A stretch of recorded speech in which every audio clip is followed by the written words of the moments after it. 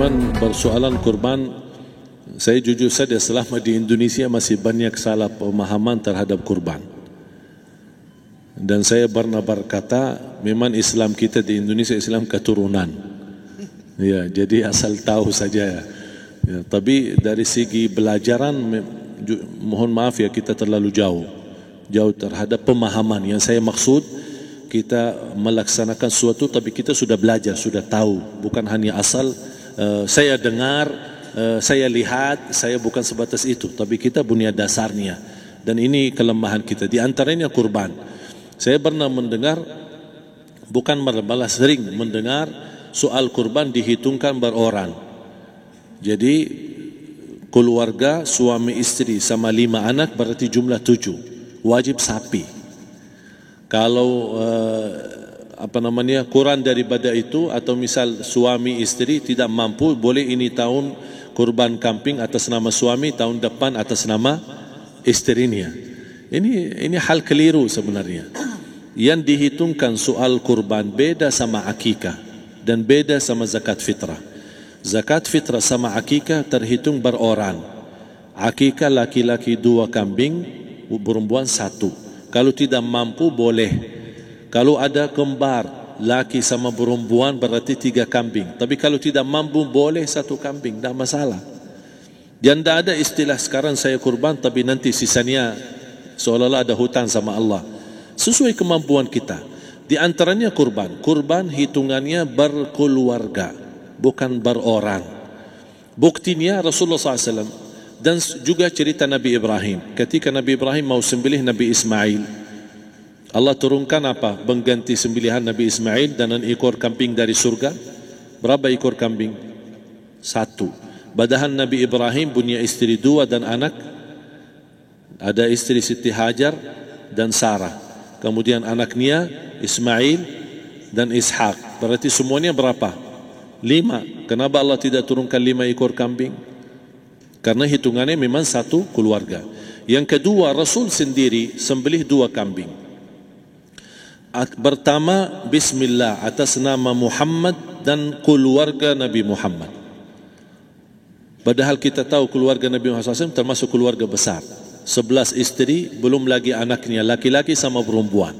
Ada yang hidup maupun sudah mati. Sudah termasuk semua. Yang hidup maupun mati. Yang kedua, Rasul sembelih sembelihan yang kedua atas namaku dan umatku. Umatnya berapa miliar? Cuma 1 ekor kambing. Kenapa Rasulullah SAW berkurban atas nama dirinya dan umatnya? Saya mengambil salah satu di sini tanda sayangnya Rasul kepada umatnya. Jadi saya selalu berkata, orang miskin yang tidak mampu berkurban seharusnya bangga di hari kurban.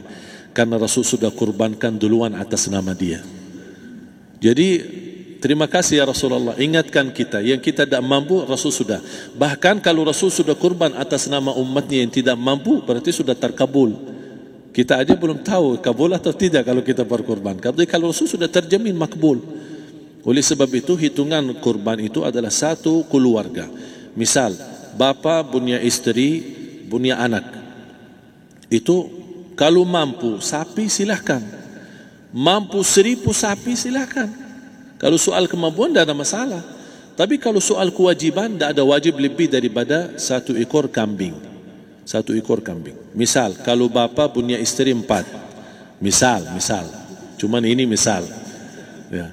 Istrinya 4, setiap istri anaknya 10. Berarti jumlah berapa? Anak 40, istri 4, berarti 44, sama bapa 45. Wajib 1 ekor kambing saja. Cukup untuk semua ini. Tapi kalau soal mampu, ya silahkan. Mau 1000 kambing boleh, mau 1000 sapi boleh. Tidak ada yang melarang kalau soal kemampuan. Dan kalau kita mau sembelih, Bismillah atas namaku dan keluarga. Tidak perlu bawa data-data nama keluarga. Jadi disebutkan tukang sembelihnya ada capek menunggu sambil sebutkan nama-nama. Tak perlu. Udah Bismillah atas namaku dan keluarga. Termasuk kata atas namaku dan keluarga, termasuk orang tua yang sudah meninggal. Termasuk orang tua yang sudah, karena kita adalah hasil daripada orang tua. Itu sudah termasuk, tidak perlu kita sebutkan. Ada sebagian ulama membolehkan kalau kita mampu mau khusus kambing atas nama orang tua, tidak masalah kalau kita mampu. Tapi kalau kita tidak mampu, itu sudah termasuk orang tua kita bersama keluarga besar kita. Ini salah satu kenikmatan, dan ini termasuk juga sedekah yang berguna bagi orang yang sudah meninggal di keluarga kita. Wallahu ta'ala alam. Dan juga masalah panitia, bisa kita mewakili. Kalau kita tidak mengerti sembelihannya dan tidak mengerti cara bagiannya. Tapi ada satu sunnah yang termasuk kehilangan sunnah ini, adalah banyak yang tidak mau makan dari hasil kurban.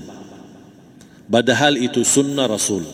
Dari akikah boleh makan, dari kurban pun boleh makan. Bahkan sunnah SAW dibagi 3. Sepertiga pertama dihadiahkan. Maksudnya kata dihadiahkan kepada orang kaya. Misal tetangga saya tapi orang kaya, dia bukan miskin, tapi boleh saling hadiah. Karena inti daripada hadiah silaturrahim. Ada keluarga kita termasuk mampu, tapi saya kasih, ini alhamdulillah saya sembelih sapi. Barangkali dia tidak mampu, cuma sembelih kambing. Udah, kita dapat daging kambing, dia dapat daging sapi.